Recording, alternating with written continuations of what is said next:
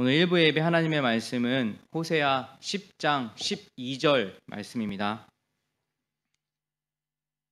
호세아 10장 12절 말씀 저와 한 목소리로 읽도록 하겠습니다. 너희가 자기를 위하여 공의를 심고 인애를 거두라. 너희 묵은 땅을 기경하라. 지금이 곧 여호와를 찾을 때니 마침내 여호와께서 오사 공의를 비처럼 너희에게 내리시리라. 아멘. 묵은 땅을 갈아엎어라 라는 제목으로 여러분들과 말씀을 함께 나누겠습니다. 제가 성경을 읽고 또 묵상하고 메시지를 준비할 때마다 사실 제 마음속에는 큰 찔림이 있습니다. 메시지가 우리 성도님만을 위한 메시지거나 아니면 스치고 지나가는 사람들을 위한 메시지라면 제가 어떻게든 그냥 준비할 수 있겠지만 말씀을 묵상하면 묵상할수록 또 메시지를 한자 한자 준비하면 준비할수록 이 말씀이 다른 사람의 메시지가 아니라 바로 나에게 하시는 하나님의 말씀이구나라는 것을 저는 부정할 수가 없습니다. 그러기에 찔리는 마음이 때론 너무나 강해서 잠깐이라도 좀 말씀 덮어두고 다른 것에 집중하려고도 했던 적이 참 많이 있습니다. 이 말씀이 그렇지만 이 말씀이 정말 나에게 그리고 우리들에게만 하시는 하나님의 말씀임을 알기 때문에 이것이 정말 진리이고 또한 생명이길 알기 때문에 또다시 말씀을 펴고 읽고 묵상하고 또다시 메시지를 이렇게 준비하게 됩니다. 아마 여기에 함께 예배드리시는 모든 분들이 저와 동일한 마음이라 생각이 듭니다. 이것이 내 이야기이기 때문에 오늘같이 쉬는 날이지만 또 아침 시간이지만 쉬는 것도 또 늦잠 자는 것도 포기하고 이곳으로 발걸음을 옮기거나 또한 각자의 처한 곳에서 예배를 드리고 있으리라 생각이 됩니다. 하나님의 말씀을 대할 때마다 때로는 너무나 마음이 아프지만 찔림이 있지만 또다시 마음을 붙들고 간절한 마음으로 한 구절 한 구절 말씀을 묵상하며 나아갈 때 살아계신 하나님께서 우리를 너무나 사랑하시는 하나님께서 또다시 이 시간에 우리를 새롭게 하시리라고 믿습니다. 그러기에 저도 또다시 마음을 주님께 드리고 또 열심히 말씀을 준비하고 또 말씀한 대로 지키려고 노력을 하고 있습니다. 그 하나님의 사랑과 안타까움을 오늘도 기대하며 주시는 말씀 그대로 받고 또 말씀을 통해 깊이 하나님이 함께 하심을 깊이 느끼시는 그런 시간이 되시기를 바랍니다. 저희들은 이 말씀의 홍수 같은 그런 삶을 살고 있습니다. 예전에 저희 교회 어떤 목사님, 키 큰 목사님이 홍수 때 가장 필요한 것이 무엇인가? 라는 질문을 던진 적이 있습니다. 놀랍게도 그 질문의 답은 물이다 라고 이렇게 답을 했습니다. 가만히 생각을 해보니까 그게 참 맞는 말이다 생각이 듭니다. 왜냐하면 이 홍수 때 여기저기 사방을 둘러봐도 보이는 것이 다 물이지만 정작 필요한 물, 정작 나에게 필요한 물은 내가 생명을 이어갈 수 있는 내 생명을 연장해 줄 수 있는 나의 목마름을 채워줄 수 있는 그런 깨끗한 물 아니겠습니까? 저 또한 말씀의 홍수 같은 시대에 살고 있으면서 저도 은혜 받고 싶어서 스마트폰을 열고 유튜브를 열고 몇 자 입력하면 정말 우리가 다 아는 목사님 나오셔서 정말 주옥 같은 말씀을 해주십니다. 그러나 그 수많은 말씀 중에 정작 하나님께서 나에게 하시는 말씀은 무엇인가? 나의 영적 생명을 이어가게 해주는 말씀은 무엇인가? 그 말씀을 듣는 중에도 고민하지 않을 수 없습니다. 이 시간에 우리를 사랑해 주셔서 우리의 생명을 위해서 십자가에 못 박혀 돌아가신 그 예수님께서 이 시간 은혜 주실 것을 믿고 주시는 말씀 그대로 받아 우리의 삶의 변화가 있기를 간절히 기도합니다. 먼저 호세아 10장 1절 말씀을 한번 보겠습니다. 10장 1절 말씀에 이스라엘은 열매가 무성한 포도 덩쿨, 열매가 많이 맺힐수록 제단도 많이 만들고 토지의 수확이 많아질수록 돌기둥도 많이 깎아 세운다 라고 말씀합니다. 1절의 표현이 이스라엘은 열매가 무성한 포도 덩굴이라고 말씀을 하고 있습니다. 열매가 주렁주렁 달린 포도나무를 한번 생각해 보십시오. 이스라엘이 현재 그런 모습이라는 것입니다. 이스라엘이 이렇게 많은 열매를 맺게 된 것은 전적으로 하나님의 은혜가 있기 때문입니다. 실제로 호세아가 활동했던 그 북이스라엘은 여로보암 2세 시대로 아주 이스라엘이 가장 번성한 때, 가장 전성기를 누리고 있을 때라고 할 수 있습니다. 풍성한 것, 무성하다고 하는 건 참 좋은 것 아니겠습니까? 물질적으로만 풍성해도요, 얼마나 할 수 있는 것이 많은지 모릅니다. 내 자신도 풍성해지고요. 그리고 그 풍성함으로 우리 이웃들에게 그 도움을 줄 수 있는 일이 얼마나 많이 있는지 모릅니다. 그렇습니다. 풍성함은 참 좋은 것입니다. 근데 우리 그리스도인들은 그 풍성함이 그냥 좋다, 참 감사하다라고 끝내서는 안 될 것입니다. 그리스도인들은 그 풍성함이 과연 어디로부터 온 것인가? 그 원천이 과연 어디인가? 누가 주셨는가? 그 풍성함이 어디로부터 시작됐는지를 우리는 찾아내야 하는 것입니다. 왜냐하면 그 풍성함의 원천을 알아야 그 풍성함을 제대로 흘려보낼 수 있기 때문입니다. 우리가 죽으면 천국을 갑니다. 그런데 이 땅에서도 우리가 천국을 경험할 수가 있습니다.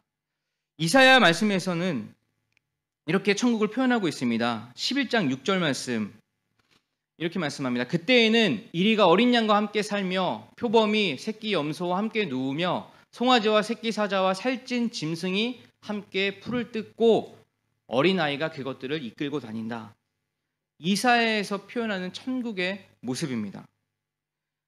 지금을 살고 있는 우리들에게도 이사야의 말씀처럼 강한 것이 약한 것으로 흘러가고 풍성한 것이 부족한 것으로 흘러가고 높은 곳에서 낮은 곳으로 흘러가는 것처럼 강함과 풍성함이 정말 제대로 잘 흘러가기만 한다면 풍성한 사람이나 부족한 사람이나 강한 사람이나 약한 사람이나 이 땅에서 다 풍성하고 다 행복하고 다 평안한 삶을 누릴 수 있을 것입니다.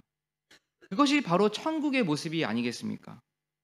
그러나 문제는 풍성함을 누리고 있지만, 자유를 누리고 있지만 그 풍성함의 원천을 알지 못해서 그 풍성함을 도대체 어디로 흘려보내야 할지 모른다는 것입니다.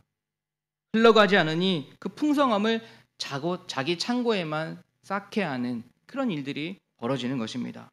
풍성함의 원천을 알지 못하니 그것을 지키기에만 모든 힘을 투자하는 것을 보게 됩니다. 그것을 지키기 위해 더 많은 제단을 만들고 더 많은 우상을 만들어서 그렇게 그것을 지키려는 마음, 바로 그것이 탐욕에서 시작된다는 것입니다. 왜 그렇게 더 쌓으려고만 할까? 그것은 풍성함의 원천을 알지 못하기 때문입니다. 그러니 누구에게 감사할지도 모르고 감사를 하지 못하니 만족하지 못하는 것입니다. 그러니 더 쌓으려고 허전한 마음, 무언가 더 채우려고 하는 그런 탐욕만 생기게 되는 것입니다. 하나님께서는 복의 원천을 모르고 만족하지 못하고 감사하지 못한 사람들에게 이렇게 말씀하십니다. 2절 말씀에 그들이 두 마음을 품었으니 이제 벌을 받을 것이라 하나님이 그 제단을 쳐서 깨트리시며 그 주상을 허시리라.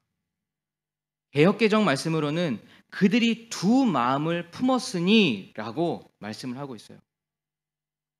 두 마음을 품는다는 것이 과연 무슨 의미일까요? 저에게 있어서도 두 마음이 어떤 마음인지 확실히 알게 되는 그런 계기가 있었습니다. 제가 몇 번 이야기했지만 제가 일본에 오기 전에 큰 사고를 낸 적이 있어요. 제가 한국에서 일을 할 때 하루는 어떤 큰 마트에서 이렇게 리뉴얼 작업을 하게 됐는데요. 저는 그 일에 사실 경험이 한 번도 없었습니다. 이 리뉴얼이라는 것을 그냥 영업시간에 할 수 없기 때문에 늦은 밤 11시, 12시부터 이렇게 시작을 하게 되는데요.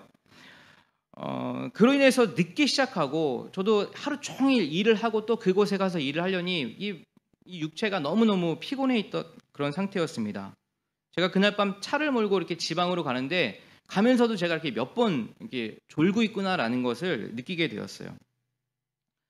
제가 교회는 어릴 때 유치원 때부터 교회를 다니긴 했지만 예수님을 인격적으로 만난 때는 뭐 20대 중반, 후반 이럴 때 예수님을 만나게 되었어요. 그리고 이 사건이 일어나기 얼마 전에 예수님을 만나게 되었습니다. 그러니까는 늘 마음이 이게 성령 충만했던 거예요. 뭔가 교회에서 무슨 일이라도 좀 하고 싶고 좀 이웃에게라도 뭔가 좀 도움을 주고 싶은 그런 마음이 굉장히 강했던 시기였습니다. 회사에서 일 다 하고 늦은 밤에 그 일을 해야 되기 때문에 아무도 하고 싶어 하지 않았어요. 그래서 그때는 뭐 제가 가장 젊었고 또 제가 그때 일본에 유학을 가기로 결정했던 시기라서 갑자기 또 회사에 이렇게 이야기를 한 터라서 미안한 마음을 갖고 있었습니다. 그리고 미안한 마음과 또 하나님 주신 그 마음 때문에 돕고 싶은 마음에 제가 자진해서 그 일을 하게 되었어요. 그런 좋은 마음으로 시작했지만 제가 그만 엄청난 실수를 하게 된 거죠. 제가 실수로요, 이 대차에다 여러 이렇게 책 같은 거를 막 실었는데 뭐 100kg는 충분히 넘는 그런 무게였습니다. 근데 한국에 이제 마트에 가보시면 알겠지만 그 카트 있잖아요. 그렇게 바퀴가 이렇게 에스컬레이터에 딱 껴가지고 이렇게 밀리지 않습니다. 그러니까 저는 피곤한 마음에 그 대차도 그 에스컬레이터에 딱 바퀴가 고정된 줄 알았어요. 그래서 2층에서 1층으로 내리려고 하는 순간에 그만 그 대차가 주르르 내려가는 것을 보게 되었습니다. 제 힘으로 도저히 그거를 붙들고 있을 수가 없었습니다. 엘리베이터에 내린 것이 당연한데 제가 너무너무 피곤하고 일에 경험도 없다 보니까 그런 실수를 하게 된 것입니다. 그 대차가 내려가는데 저 밑에 사람이 있는 게 제 눈에 들어왔습니다. 그 대차가 내려가는 건 너무 빨랐고 그 사람이 눈치채지 못해서 그 대차하고 그 사람의 다리가 딱 부딪히면서 엄청난 큰 사고가 났고 그 사람이 크게 다치게 되었어요. 제가 그날의 어떤 사고를 잘 기억하고 있는데 그것보다 더 잘 기억하고 있는 것이 있습니다. 그것은 사고가 난 직후의 제 마음이었어요. 저는 사고를 낸 순간 들었던 처음 마음이 이거 아무도 못 받겠구나 라는 생각이 들었습니다. 왜냐하면 다들 피곤하게 자기 회사 물건을 리뉴얼하고 있었기 때문에 다들 자기 일에 집중을 하고 있었습니다. 제 기억으로는 제가 딱 떨어지자마자 그 사람을 바라본 것이 아니라 주위에 있는 사람을 먼저 바라보게 되었어요. 누가 본 사람이 없나. 그 짧은 시간에 제 마음에 스치고 지나간 생각은 부끄럽게도 그냥 이대로 모른 척 그냥 집으로 갈까? 이런 생각을 했던 것입니다. 그러면서 또 다른 마음도 제 안에 있었습니다. 나는 얼마 전 예수님이 만나주신 그리스도인인데 라는 동시에 두 마음이 저에게 있었어요. 짧은 순간이었지만 저는 순간적인 갈림길에 놓였습니다. 당시 예수님을 인격적으로 만나고 성령 충만했고 좀 삶의 변화가 생겨났어요. 교회 봉사도 막 하기 시작했고 누구 좀 뭔가 도울 일이 없나 막 이렇게 찾아다니면서 또 교회 일도 열심히 했습니다. 나름대로 양심과 도덕 지키려고 노력했어요. 그래서 교회에서 저를 본 사람들이요, 그때 저를 보면서 얼굴 변했다는 얘기를 그렇게 많이 했습니다. 왜냐하면 제가 예수님 만나기 전에 교회는 다녔지만 이렇게 하고 다녔어요. 건들기만 해봐라, 나를 한번 건들기만 해봐라, 이런 마음으로 제가 교회를 다녔다니까요. 근데 제가 예수님 만나면서 많은 사람들이 얼굴 변했다라는 이야기를 합니다. 잘생겼다는 얘기는 한 번도 못 들었어요. 그렇지만 얼굴 변했다, 인상 좋아졌다, 이 얘기를 굉장히 많이 들었습니다. 그래서 저는 정말로 내가 변화됐구나, 내가 정말 괜찮은 사람이 되었구나 착각했습니다. 그런데 이런 엄청난 사고가 딱 벌어졌을 때, 그리고 그 원인이 나란 생각이 들었을 때 제가 처음으로 갈등했던 것은 그냥 모른 척, 아무도 본 사람 없는데 그냥 이 자리 뜰까? 모른 척 집에 가버릴까? 아니면 솔직하게 고백할까? 라는 두 마음이 있었다는 사실입니다. 사실 이것이 그리스도인이든 그리스도인이 아니든 당연하게 솔직하게 고백하고 그 다친 사람을 어루만지고 책임을 져야 하는 것이 맞음에도 불구하고 저는 순간 아무도 본 사람이 없으니까 그냥 달아나 버릴까? 이런 생각을 했던 것이죠. 동시에 두 마음이 저를 붙들고 있었습니다. 물론 당연한 것이지만 솔직하게 고백을 했습니다. 제가 했습니다. 잘못했습니다. 라고 고백을 했고요. 그 일을 처리하는 과정 중에 주신 은혜가 너무나 많이 있습니다. 하나님이 제 마음을 정말 다시 새롭게 해주셨습니다. 그 간증이 너무 많아서 그 간증 다 하려면 정말 2탄을 준비를 해야 됩니다.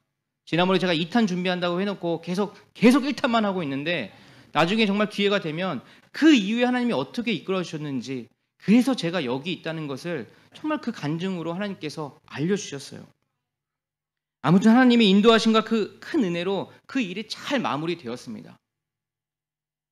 그런데 그때 사건을 통해서 제가 깨달았던 것이 있어요. 제가 예수를 만났고 믿고 따르고 정말 좋은 그리스도인이다라고 자부하고 있었지만, 변했다고 생각했고 나름 괜찮은 사람이 되었다고 생각했지만, 그런 위기의 상황에 나타나는 진짜 비겁한 내가, 또 다른 내가 그 안에 있다는 것을 깊게 깨닫게 되었습니다.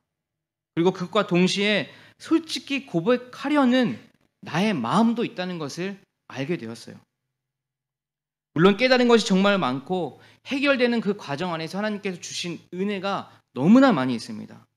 그래서 그 간증 때문에, 그 기억 때문에, 그 은혜를 지금도 가지고 있기 때문에 이제는 당연히 두 마음이 있지만 당연히 하나님께서 원하시는 마음 선택해서 이길 줄 알았는데, 부끄럽게도 지금도 갈등하고 있고, 지금도 두 마음 때문에 기도하고 있고, 지금도 때로는 하나님이 주신 마음이 아닌 나의 마음을 선택할 때가, 좋지 않은 마음을 선택할 때가 너무나 많이 있다는 것을 보게 됩니다.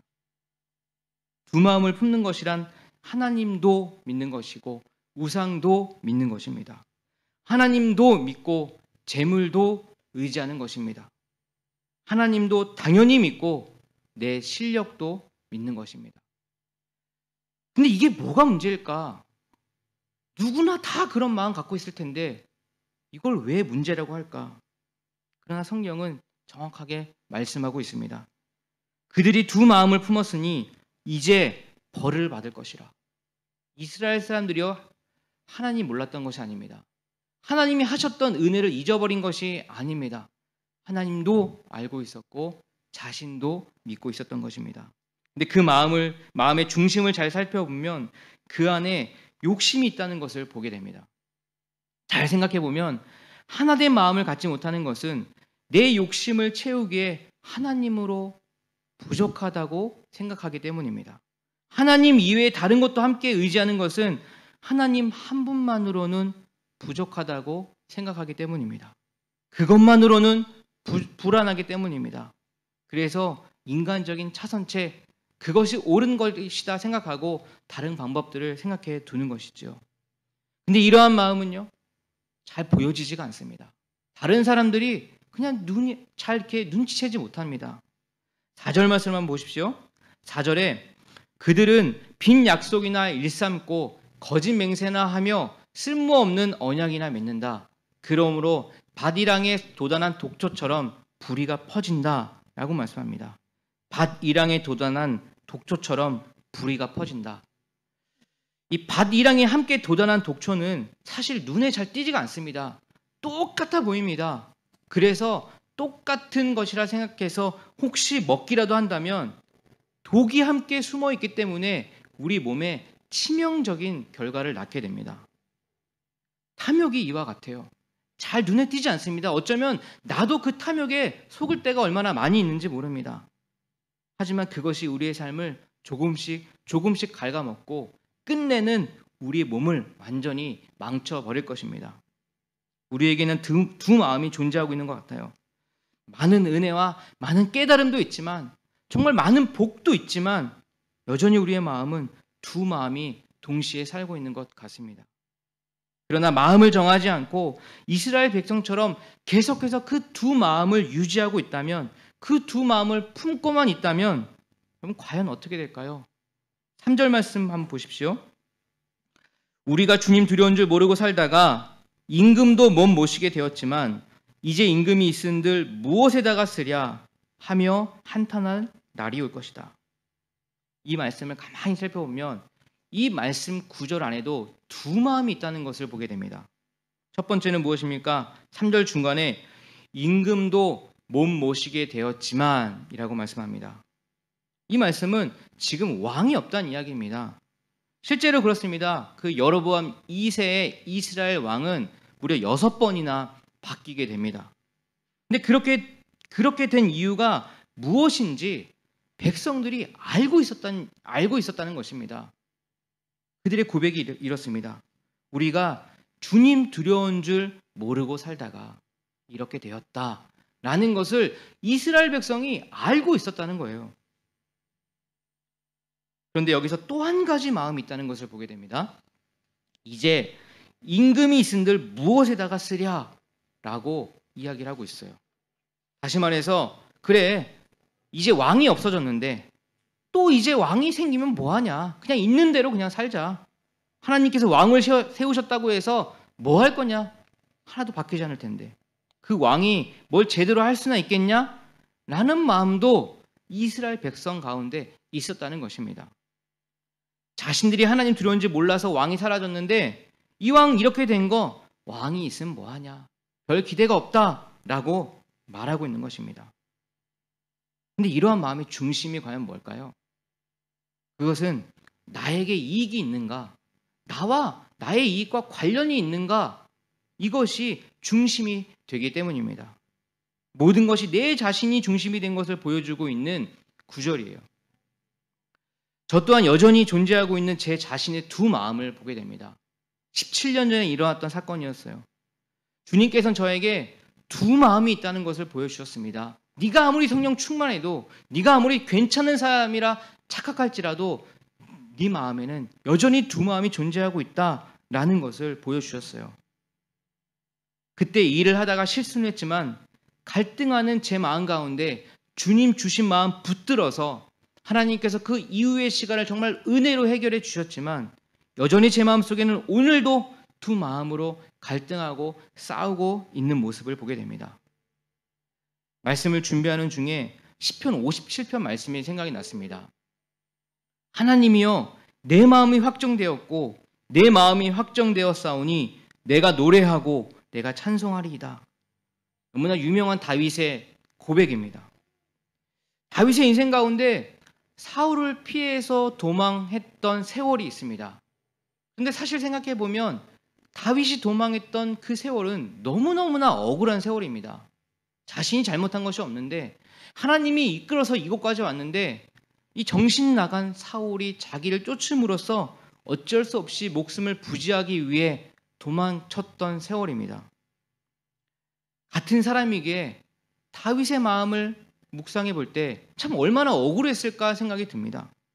그리고 긴장되고 불안한 나날이었겠구나 생각이 듭니다. 그리고 이것이 도대체 언제 끝날 것인가, 그런 답답한 마음도 있지 않았을까요? 그리고 이 상황을 나중에는 역전시킬 기회도 두 번이나 찾아옵니다. 그런데 다윗은 이렇게 고백합니다. 하나님이여, 내 마음을 정했습니다. 내 마음이 확정되었습니다. 그러니 내가 노래하고 주님을 찬양하겠습니다. 억울한 마음, 서운한 마음, 분노한 마음 있지 않겠습니까? 다윗이 이 고백을 그냥 너무 믿음이 좋아서 쉽게 했습니까? 여러분 어떻습니까? 억울한 일 당하고 너무나 마음이 아프고 내가 잘못한 거 하나도 없는데 하나님 주신 마음이 이 마음이라면 너무나 쉽게 하나님 내가 마음 정했습니다. 그까짓 거 이렇게 하겠습니까? 그렇지 않습니다. 이 고백은요 정말 울며 부르짖은 것입니다. 마음 억울함만 아직도 해결하지 안 됐지만 그럼에도 불구하고 하나님 주신 마음이 이것이기에 하나님 내 마음을 정했습니다. 하나님을 찬양하겠습니다. 하나님을 노래하겠습니다. 하나님 주신 마음을 붙들겠습니다. 처절한 눈물의 고백이 되는 것입니다. 하나님을 믿고 있지만 하나님을 사랑하고 있지만 여전히 두 마음 속에 갈등하고 있는 우리들에게 하나님은 오늘도 말씀하십니다. 호세아서 10장 12절 말씀에 같이 읽어보겠습니다. 정의를 뿌리고 사랑의 열매를 거두어라. 지금은 너희가 주를 찾을 때이다. 묵은 땅을 갈아엎어라. 나 주가 너희에게 가서 정의를 비처럼 내려주겠다. 두 마음이 함께 자라고 있는 이때에 그것이 다른 사람이 아니라 나에게 주신 하나님의 마음이라면, 그것이 인정이 된다면 그것을 고치고 싶다면 하나님께서는 지금 마음의 묵은 땅을 완전히 갈아엎어라 라고 말씀을 하고 있다는 사실입니다. 묵은 땅이라, 너무나 오래 만지지 않는 땅이라 조금만 손을 넣어도, 조금만 힘을 주어도 그건 끄떡도 하지 않습니다. 완전히 갈아엎어야 그것이 새롭게 된다는 것입니다. 완전히 갈아엎지 않으면 그곳에 무엇을 뿌려도 제대로 자라나지 않습니다. 어떤 열매도 거둘 수가 없는 것입니다. 그러나 마음에 묵은 것을 완전히 갈아엎어버린다면 하나님께서 분명히 약속해 주셨습니다. 나 주가 너희에게 가서 정의를 비처럼 내려주겠다 라고 약속을 해주셨어요. 새롭게 갈아엎은 땅에 뿌린 마음의 씨앗을 하나님께서 책임지고 자라게 해주시겠다라고 약속을 해주신 것입니다. 마음의 땅에 복을 주신다는 거예요. 마음을 붙드시겠다는 것입니다. 그 마음 너가 의지로 정하기만 한다면 내가 그 마음 책임지고 거기에 열매를 맺게 해주시겠다 하는 하나님의 말씀입니다. 여러분, 우리가 먼저 해야 할 것이 무엇입니까? 눈에 잘 띄지 않고 남들 알지도 못하는 내 마음에 은근슬쩍 자리 잡은 그 두 마음을 하나님께 정하도록 내 마음에 묵은 그 오랫동안 묵어있던 것을 완전히 갈아엎는 것입니다. 조금 살짝 해서는 끄떡도 하지 않을 것입니다. 완전히 갈아엎어야 합니다. 완전히 갈아엎는다는 것은 마음의 정함을 말하고 있는 것입니다. 여러분, 이 시간에 마음을 정하십시오. 하나님이 주신 그 마음을 붙잡겠다고, 내 마음을 하나님께로 온전히 가겠다고 그렇게 마음을 정하시기 바랍니다. 하나님께서 주시는 놀라운 단비를 분명히 경험하게 될 것입니다.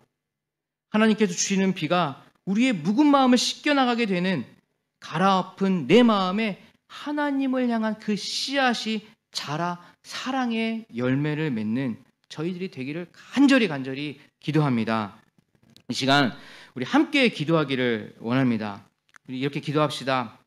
하나님 아버지, 이 시간 묵어있던 내 마음을 갈아엎기를 소망합니다. 묵어있던 내 마음을 갈아엎기를 결심합니다. 저희에게 정의를 비처럼 내려 주시옵소서. 그래서 정말 사랑의 열매를 맺을 수 있는 저희들 될 수 있도록 인도하여 주시옵소서. 우리 함께 기도하겠습니다. 하나님 아버지, 이 시간에 주셨던 그 마음을 그대로 받습니다. 다른 것들 생각하지 않고 내 마음을 바라봅니다. 오랫동안 경직되었던 내 마음을 바라봅니다. 오랫동안 굳어져 있던 내 마음을 이 시간 완전히 갈아엎기를 소망합니다. 그것이 조금 손을 댄다 한들 그것이 굳어있던 그것들이 변하겠습니까? 하나님, 이 시간 내 마음을 정했습니다. 내 마음이 확정되었고 내 마음이 확정되었사오니 이제는 주님을 찬양하고 주님을 노래하겠습니다. 이렇게 결단합니다. 주님, 우리의 마음에 주님의 마음을 부어주시고 주님의 단비를 쏟아주어서 하나님, 때가 되면 사랑의 열매를 맺을 수 있도록 주님 붙들어 주시고 인도하여 주시옵소서. 하나님 아버지, 감사합니다. 우리 마음속에 오랫동안 경직되었던 그 마음에 하나님, 주님을 찬양하고 주님을 예배하고 주님의 마음을 드리기로 이 시간 마음을 정합니다. 주님께서 기억하여 주셔서, 주님께서 단비를 내려주셔서 때가 되면 우리 안에 사랑의 열매를 맺을 수 있도록 인도하여 주시옵소서. 감사드리며 예수님의 이름으로 기도합니다. 아멘.